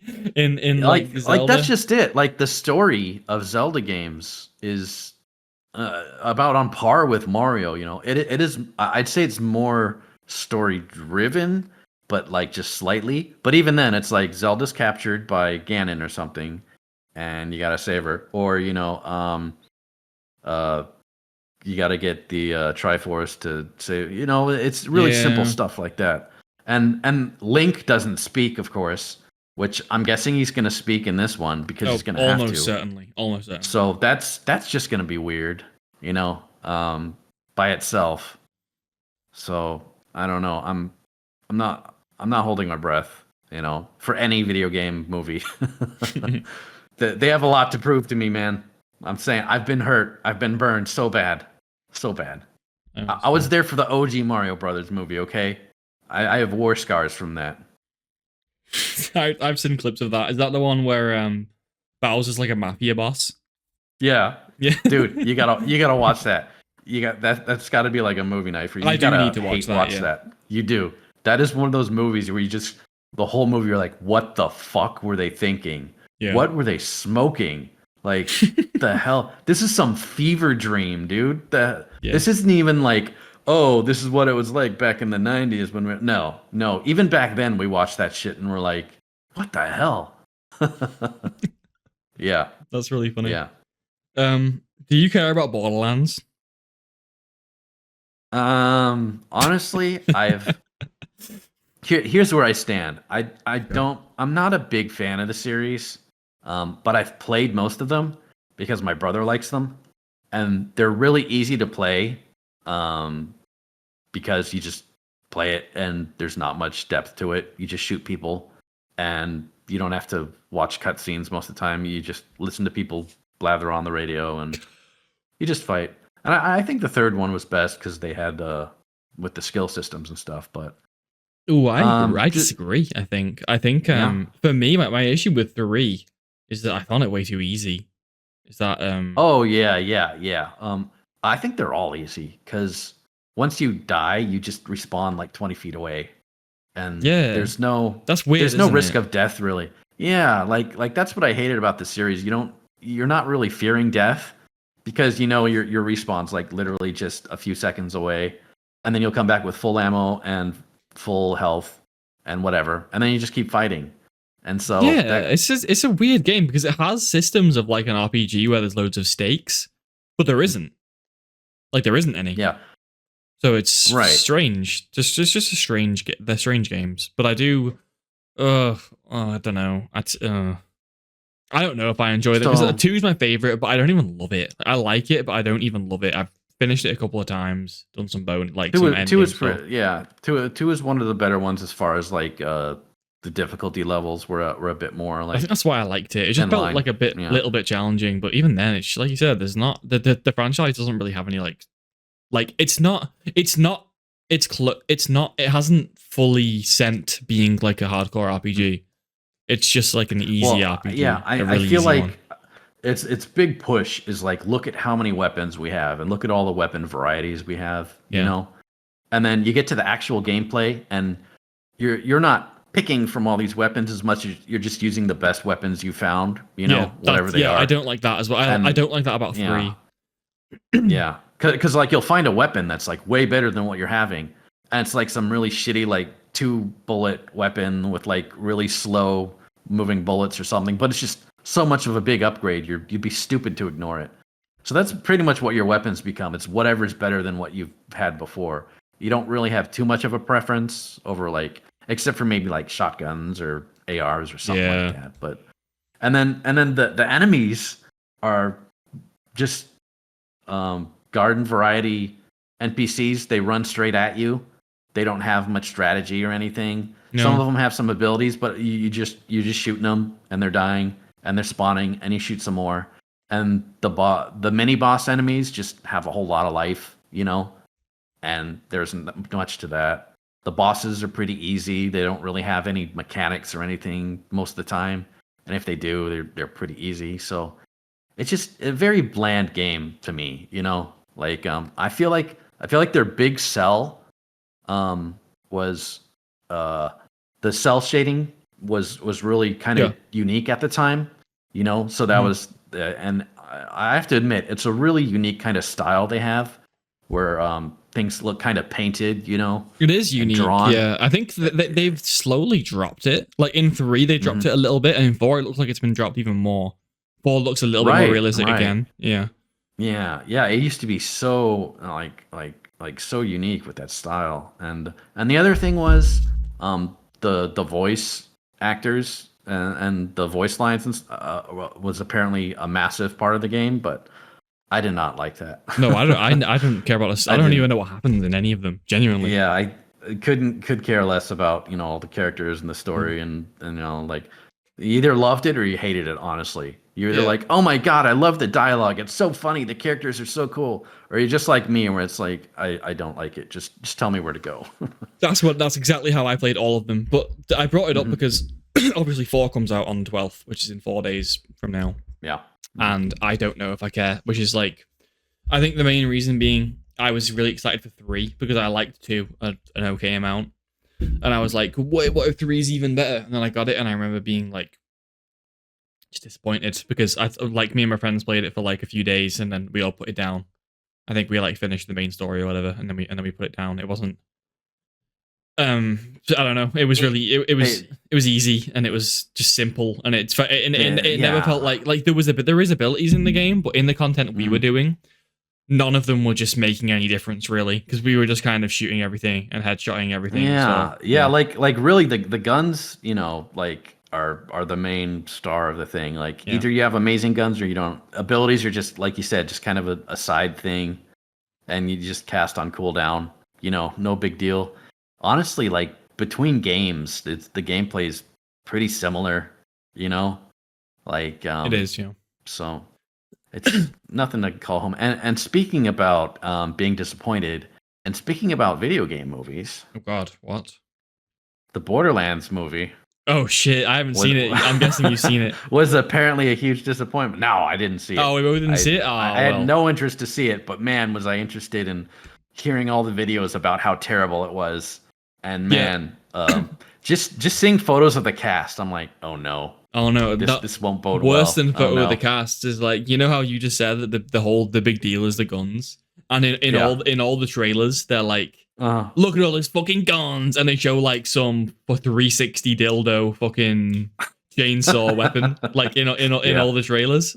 In the movie, I saw a meme of like the one of the cast carrying just like an AK. No way. Yeah, it's like just man. unpainted, like straight from the prop cupboard. Like Wow. the guns in it were lame. Like some of them were a little bit sci-fi looking, like Star Wars guns. Not like Star Wars guns. Like they didn't look like they were from today. They were like a shape that isn't standard. But that was it. Those were like the most unique guns. That's how you know nobody who played the game actually worked on the movie. Because like even I know that, you know, and I don't follow the story, but even or the community, and I know that a lot of people will recognize like even the imaginary brands of the guns, right? Like people, the brands are cool. People will memorize that stuff, and there's some guns that are like, you know, very recognizable, like the legendary ones or whatever. Like, and like you said, the guns were such a big part of it. Just to have it be like, oh yeah, just give him a pistol or whatever, you know. Just give him a Glock, whatever, doesn't matter. It's a Borderlands movie. such a missed opportunity. But so yeah, I guess that's why they failed. So strange. Like, I know people like they didn't play the games thing is sometimes a joke, but most of the time it isn't. Like Halo TV show, they openly said we don't want to watch we don't want to play the games, and the same for Borderlands as well. Like can you imagine the vibe of the game? Can you imagine saying that with any other media?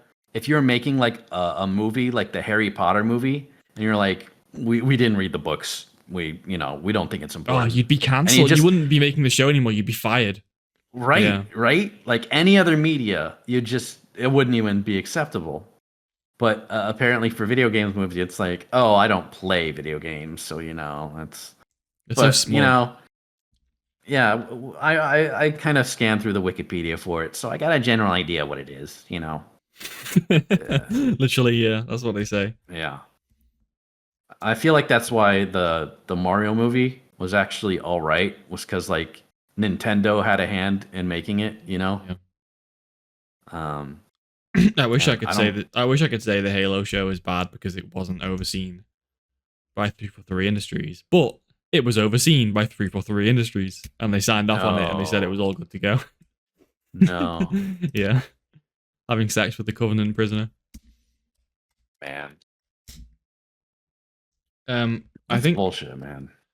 I think a couple of weeks ago. Sorry, go. Wait. 343 didn't originally make it. It was Bungie, right? Halo, yeah, Bungie.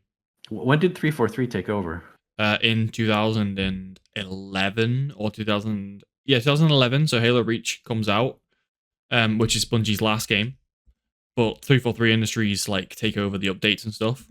So after the release of Halo Reach, 343 Industries took over, and then in 2012 they released Halo 4, their first game. Okay. To meh from the community. I think Halo 4 at the time of release got a big meh from the community.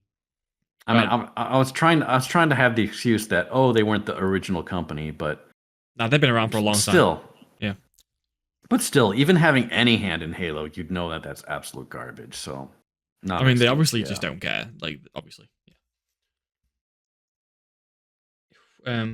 Anyways, I think a couple of last time we spoke or whatever, we mentioned that the Battlefield Battle Royale had been leaked a couple of times. I think me, you, and Clyde talked about that. Did you see the leaked like videos of it? There's quite a lot of videos like floating around, and I seen a few. Yeah, I think I texted you as soon as I saw it. I was like, "This looks." It looks the same as Firestorm, the last one that failed really badly in terms of like vibe, and it just looks so dull. It looks so dull and uninspired. It's like the map is like, picture now what you think a generic Battle Royale map would look like. That's what they made. It's like a golf course with some like big fancy houses, and you drive around in the golf carts because funny, right? Golf cart. What was the Call of Duty Battle Royale before Blackout? Yes. It reminds me of that, right? Like it just felt like they took a bunch of different areas and just like mashed them together. Yeah, it does, but I think it looks duller than that. I think I don't know. I wouldn't be surprised. Something about it just looks like it's been thrown together. It looks. I mean, this is all very early footage, by the way. It could look completely different when it comes out. But then, if just the things that look like they're pretty finished, like the map, it's just like Who I mean, on cares? the topic of by default, I'm not, I'm not expecting much, Mhm. and you're gonna have to really show me a lot. I'd say battle royale versions of games. The second you say we're gonna have a battle royale version, I'm like, okay, you're gonna really have to show me a lot here because I'm not expecting a lot from this. And so far, yeah, I've not seen anything. Like I remember the map you posted for me, Yeah, like the overview of the map. They're yeah. just these wide open empty areas. Like why? Why would you have this? It also just looks generic. I don't know Yeah. why because I don't necessarily know what they would do, but not that. I don't know. It just looks like it looks not It that looks cool. like it looks like the some of the bad maps from Battlefield 5. Yeah, it does. That's the best way I could describe it. Yeah, I'm not interested unless people start saying it's like insanely good. I don't think I'm even gonna touch that at all. Yeah. Um, I can't. I don't enjoy battle royales anyway, so maybe there's no point. Did you Yeah. play? Yeah. Did you play their other one, Firestorm? Yeah, I think it was the beta I played. Oh, really? And yeah, it just really really didn't click with me. Like I said, the the actual stage, I hated it. Yeah. It was so again. And It was like of all the places to set a battle royale, it was just it was like a cute little village in Norway, or I think it was in yeah, Norway. I felt like the whole thing was a golf course. Like everything just looked like I was in like a high scale neighborhood most of the time, Yeah, and like a bunch of it was some Scandinavian country. I don't remember It's which just like one. just a very quaint town, Yeah, and it was like like such a didn't random it, map. It was yeah, so random. it Very quaint really. town. Just It's like I chill, was in some a chill like place. retirement Yeah, community in yeah. Florida or That's something. I'm like, literally where what the it looked hell am like. I? Yeah, Yeah, so weird. but Warzone, I actually liked Warzone. That was Wasn't actually pretty cool. was fun. I think it's way too hard for me now. To the point where I would never get back into it. I Everyone's really good didn't like where the meta devolved into like LMGs with scopes or whatever, and and movement, like like movement yeah, and the gods. movement. Yeah, I didn't Scares like it. me, intimidates me. So I'm Yeah, not. the money pit thing was brilliant though. I love that Yeah, idea for a battle royale. Like I feel like the more you can break the generic battle royale formula, the better chance you are for being. That's why I like that one game that I linked to you with where it was about like time was like a yeah, resource, yeah. I forget what it's called, but yeah, time takers. time Yeah. takers. It's Yeah. cool. We're like you're it's a resource so therefore you're rewarded by using it instead of just like waiting out the circles. So it's another way to kind of avoid, the passive players and stuff, which is, Really cool you idea. know, a really great idea. So I'm definitely looking forward to try that out. Even though, Battle Royale has, kind of been, kind of worn out a bit, but Yeah, hey, I'm always up for a fresh take. So, same. It might be um, cool. And I don't think I'm going to touch it unless someone forces me to, which might happen. My friends like to play those kinds of things. hmm. What's your favorite battle royale ever? I really liked PUBG. I played the hell out of PUBG when it was. I don't want to say when it was first out. I think I got in like a When it couple. blew up is what I think Yeah, is. when it blew up, Yeah. like which was a bit later in its Hmm. timeline. But that was great, man. Like I just loved the stage. It was just some Russian rundown Russian island. Yeah. The setting was great. The weapons were all based on real weapons. They weren't made up crap, and like the attachment systems they had for him. Like all of it just felt really nice, and the gunplay was what I really liked. Yeah. um and so I remember when I stopped playing was when the hackers started It had a getting big. Like, huge cheating issue, right? Yeah. yeah, it used to be very spotty, where like you just see one every now and then, and it just be like, oh, okay, it's something. But then it got really bad to where like the top leaderboard of the top players were all hackers Yeah. who had insane, unrealistic Oh, scores. it was like that and for a their long time. It was like yeah, that for a long yeah, time. yeah, and their names were advertisements for the sites to get the hacks. And like nobody realized how fucked up it is that nobody's watching the leaderboard and seeing this obvious signs of people hacking and not, that's how little they cared about it. So it went from like a little issue to like it just suddenly became everywhere, and I was like, I'm done with it.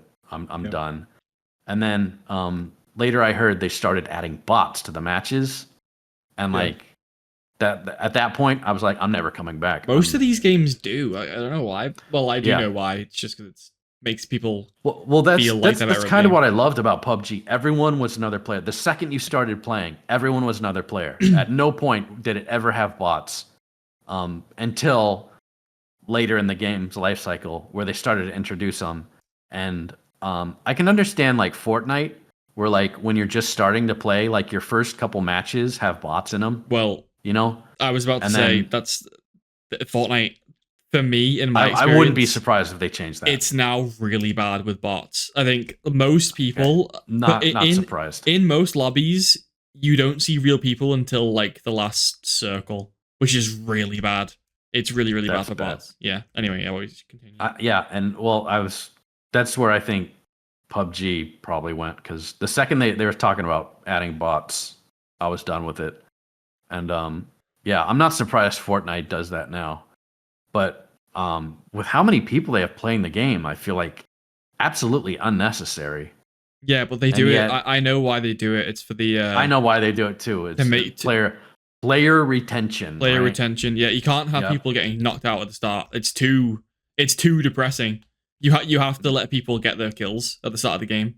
Like, it's just battle royale, man. Like that's kind of what I liked about PUBG. It's like when you started out, you could get killed immediately, or you could go playing for like literally like a half hour and not die till the very end, right? And it's just brutal, and there's no excuse. It's the difficulty is the other players, right? That's what I love about multiplayer. Is every kill you get, you're defeating some other human somewhere else, not just some stupid NPC. Yeah. So there's that feeling of, like I've triumphed over an actual, player versus like I remember playing it's not satisfying killing the bots. It's so when you think it's a person, it's like, oh yes.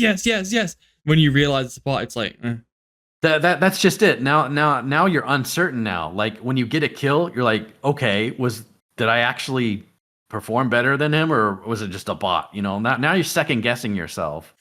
Because if it's like a shitty player, now you can't tell the difference between a shitty player and a bot, because they both act pretty similar. Yeah. And now if you catch someone off guard, you don't even know if they were really good or a bot, because you didn't even get to see them, and it's now, like I said, now you're second guessing yourself. You don't know which is which. And it doesn't feel as satisfying when you wipe a squad, because you're like, well, did I actually wipe a squad, or was it just a bunch of bots? Yeah. It's such a terrible feeling to have. I think what I like about PUBG and what makes it, I don't know if it's my favorite. I feel like Fortnite's zero build without the whole bots bullshit might be my favorite. I don't know, because I'm kind of blanking on. There's a lot of these games. I'm kind of blanking on the ones that I've played over the years. Fortnite zero build might be my favorite in terms of just like pure fun factor and getting back into a game like fast. It's good. But PUBG is also up there, and I think one of the main reasons PUBG is so, oh my god, the cattail just like swept the whole camera. It's like it's like deliberate. Anyway, I think one of the things that feels so good about PUBG is the fact that everyone is like on such a level playing field, if that makes sense. Because on Warzone, for example, people are just like sliding and jumping around and like double sprinting, which I hate. Like, it's so fast, and someone who's really good at movement will like dominate in something like Warzone. But PUBG, there's no fast movement and there's no like sliding, so that means that the things that get you kills are like your positioning, like your intelligence and your aim, but not just aim, because you can have good aim, but you can still get outplayed by someone in PUBG. It's like right. You have to just play logically, like logically outplay someone in PUBG. It's very good. The basics and the strategies are like so there. Where like you said, the movement is is not in nearly as much. As a fact, it's a detriment because Yeah. movement affects your gunfire far more in PUBG. So having like a good position to fight from is so It's so important. important. Whereas in Warzone, Yeah. everyone just closes the gap. Everyone just sprints around, sliding, closes the gap on everyone. Mhm. Yeah. Like, Yeah. It's dumb.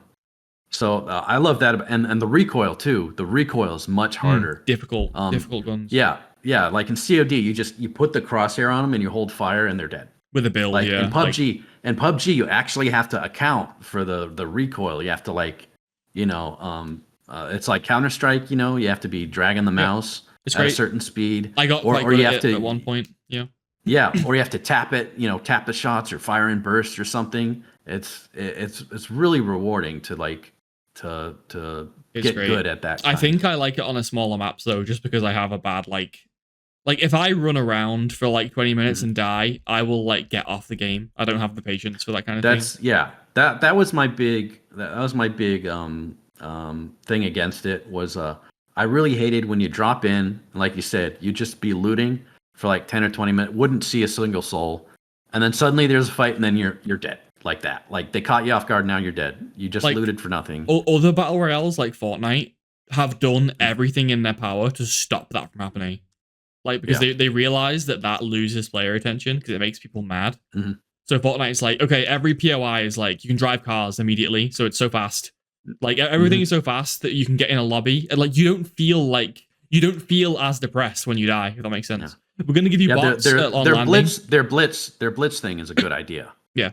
Like where you just jump down and you're in it. And PUBG kind of did the same thing. They had it a smaller map, where it's just far more action. Same amount of people, but in like a quarter of the space. That's crazy. Great idea. Yeah. I love that. Although our team's way of battling that when the map was big is each map has a hot zone where it was like Pochinki or something. There's a city on the map where like 50% of the people always drop. It's immediately a hot zone. That was our favorite place because like immediately it was like a Call of Duty game or something. You just drop down, everyone's firing at each other, everyone's going crazy.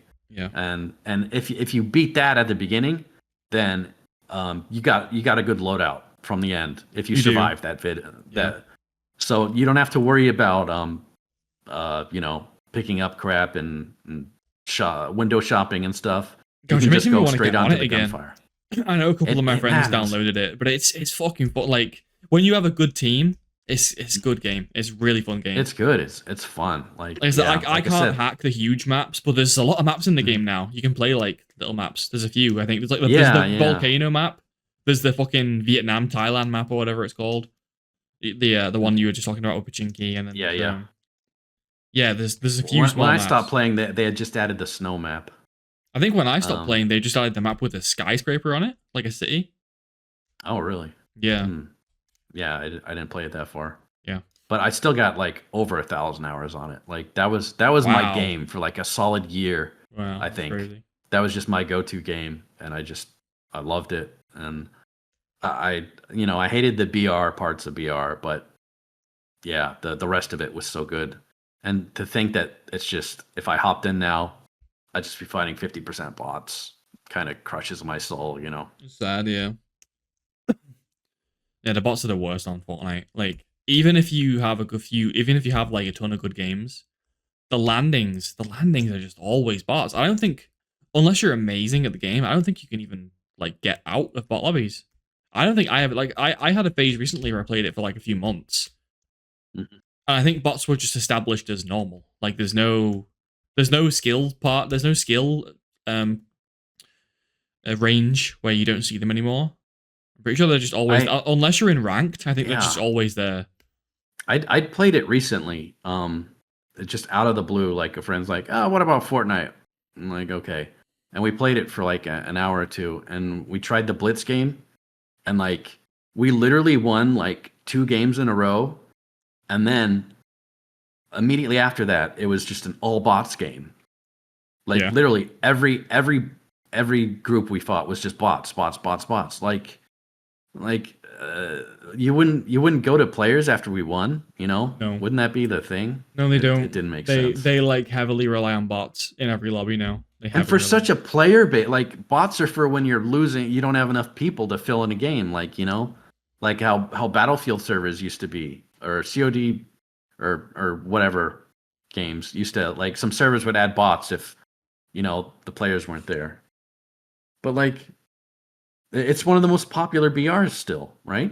Oh, I think it's easily the most. I think. So the fact they'd have to resort to that is pretty lame. Yeah. Yeah, it's not good. Crushes the spirit of the game, right? It does, yeah. I mean, it's changed because when it came out, I think a lot of PUBG players went onto it, but now it's not that anymore. Now it has its own audience of like young people, Gen Z. I think it's different. Yeah, now. it's like if how it was based on the movie, was it Battle Royale or whatever? Like it was based on a movie. Like Battle Royale itself. Yeah, Yeah, yeah, it was. Yeah, was that the name of the movie? Battle yeah, it's called Royale or Battle Royale. something? Yeah. Okay, yeah, I saw it a long time ago, but it was some, I think it was like a some Asian film, I think. Not sure. All I know Yeah, is but I'm an OG because I used to play Minecraft Hunger Games. so imagine a real life battle royale, but like half the people you fight are just like toddlers, Oh my god. walking around with machine guns. That's what it feels like to kill a bot. You're like, okay, okay, it's not that. Okay, it's not that bad. I would have a more serious reaction. Hold on. Okay, but I mean, in like a video game sense, like it's literally like we joke about like, oh, I just killed an iPad toddler, Yeah. like That's literally what it is. Yeah. like not a child, like I'm killing a child, but like a Jesus child Christ. was playing the That's character is like- what I meant to say. That's Please take me out of context. We It's gonna be say great. this podcast says killing kids so many times it's not funny.